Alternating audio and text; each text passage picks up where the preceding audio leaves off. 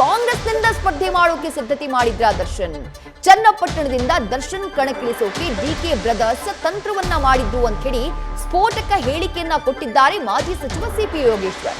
ಕಾಂಗ್ರೆಸ್ನಿಂದ ಅಚ್ಚರಿಯ ಅಭ್ಯರ್ಥಿ ಹಾಕ್ತೀವಿ ಅಂತ ಹೇಳಿ ಡಿಕೆ ಸುರೇಶ್ ಹೇಳಿದ್ರು.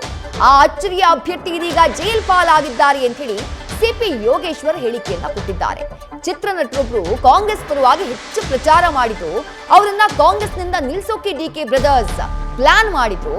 ಆದ್ರೆ ಆ ವ್ಯಕ್ತಿ ಯಾರು ಅಂತ ನೀವೇ ಊಹೆ ಮಾಡ್ಕೊಳ್ಳಿ ಅಂತ ಹೇಳಿ ಸಿಪಿ ಯೋಗೇಶ್ವರ್ ಹೇಳಿಕೆಯನ್ನ ಕೊಟ್ಟಿದ್ದಾರೆ. ನಾನು ಎಲ್ಲೂ ಕೂಡ ಸ್ಪರ್ಧೆ ಮಾಡೋದಿಲ್ಲ. ನಾನೊಬ್ಬ ಸಾಮಾನ್ಯ ಕಾರ್ಯಕರ್ತನಾಗಿ ಪಕ್ಷದ ಏಳಿಗೆಗೋಸ್ಕರ, ಪಕ್ಷದ ಗೆಲುವಿಗೋಸ್ಕರ ದುಡಿತೇನೆ. ಸಮರ್ಥ ಅಭ್ಯರ್ಥಿಗಳಿದ್ದಾರೆ. ಆ ಅಭ್ಯರ್ಥಿಯನ್ನ, ಅಚ್ಚರಿ ಅಭ್ಯರ್ಥಿಯನ್ನ ನಾವು ನಿಮಗೆ ಕೊಡ್ತೀವಿ. ಗೊತ್ತು ನನಗೆ. ಅಚ್ಚರಿ ಅಭ್ಯರ್ಥಿ ಈಗ ಜೈಲ್ ಕಂಬಿ ಎಣಿಸ್ತಾ ಇದ್ದಾರೆ. ಅಚ್ಚರಿ ಅಭ್ಯರ್ಥಿ ಯಾರು ಅಂತ ಗೊತ್ತಿದೆ ನನಗೆ, ಯಾರನ್ನ ಹಾಕಬೇಕು ಅಂತ. ಅವ್ರು ಯಾವುದೋ ಕೊಲೆ ಕೇಸ ಸಿಗಾಕೊಂಡು ಜೈಲ್ ಕಂಬಿ ಎಣಿಸ್ತಾ ಇದ್ದಾರೆ ಪಾಪ. ಅಚ್ಚರಿ ಅಭ್ಯರ್ಥಿನೂ ಬರಲಿ, ಇನ್ಯಾರಾದರೂ ಬರಲಿ, ಚುನಾವಣೆಗೆ ಎರಡು ಪಕ್ಷದವರು ಸಿದ್ಧವಾಗಿದ್ದೀವಿ, ಚುನಾವಣೆ ಮಾಡ್ತೀವಿ. ಈಗ ನಾವು ಯಾರಾದರೂ ಅಭ್ಯರ್ಥಿ ಆದರೆ ಏನು ರೀ, JDS BJPಲಿ ಒಗ್ಗಟ್ಟಿದೆ, ಒಡಕಿಲ್ಲ.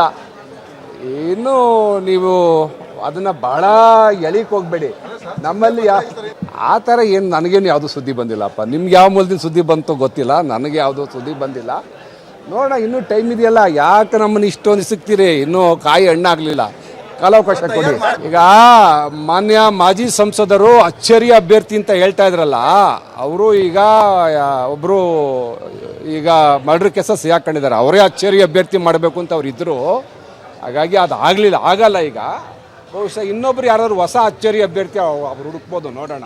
ಚಿತ್ರನಟರು ಕಾಂಗ್ರೆಸ್ ಪರ ಹೆಚ್ಚಿಗೆ ಪ್ರಚಾರವನ್ನು ಮಾಡಿದವರು ಮುಂದಿನ ದಿನಗಳಲ್ಲಿ ಅವ್ರನ್ನ ಕಾಂಗ್ರೆಸ್ ಸೇರಿಸ್ಕೊಂಡು ಅದ್ರ ಮುಖಾಂತರ ಚುನಾವಣೆ ಎದುರಿಸ್ಬೇಕು ಅಂತೇಳಿ ನಮ್ಮ DK ಬ್ರದರ್ಸ್ ಪ್ಲ್ಯಾನ್ ಮಾಡಿದ್ರು.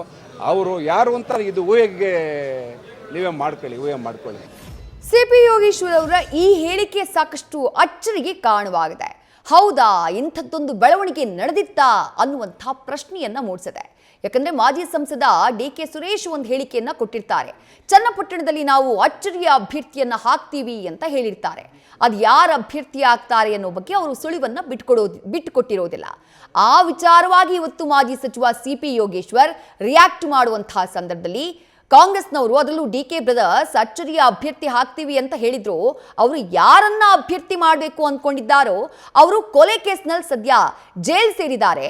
ಅವ್ರು ಯಾರು ಅಂತ ಎಲ್ರಿಗೂ ಈಗ ಊಹೆ ಮಾಡ್ಕೊಂಡ್ರೆ ಗೊತ್ತಾಗತ್ತೆ. ಹಾಗಾಗಿ ಬೇರೆ ಅಭ್ಯರ್ಥಿಯನ್ನ ಹುಡುಕಬೇಕಷ್ಟೇ ಅಂತ ಹೇಳೋ ಮೂಲಕ ನಿಜಕ್ಕೂ ದರ್ಶನ್ರನ್ನ ಚುನಾವಣೆಗೆ ನಿಲ್ಲಿಸೋದಕ್ಕೆ ಕಾಂಗ್ರೆಸ್ ನಾಯಕರು ಪ್ಲಾನ್ ಅನ್ನ ಮಾಡಿದ್ರಾ ಅನ್ನುವಂಥ ಪ್ರಶ್ನೆಯನ್ನ ಹುಟ್ಟುಹಾಕಿದ್ದಾರೆ. ನ್ಯೂಸ್ ಫಸ್ಟ್ ನಿರ್ಭೀತಿಯಿಂದ ನಿಮ್ಮ ಪರವಾಗಿ.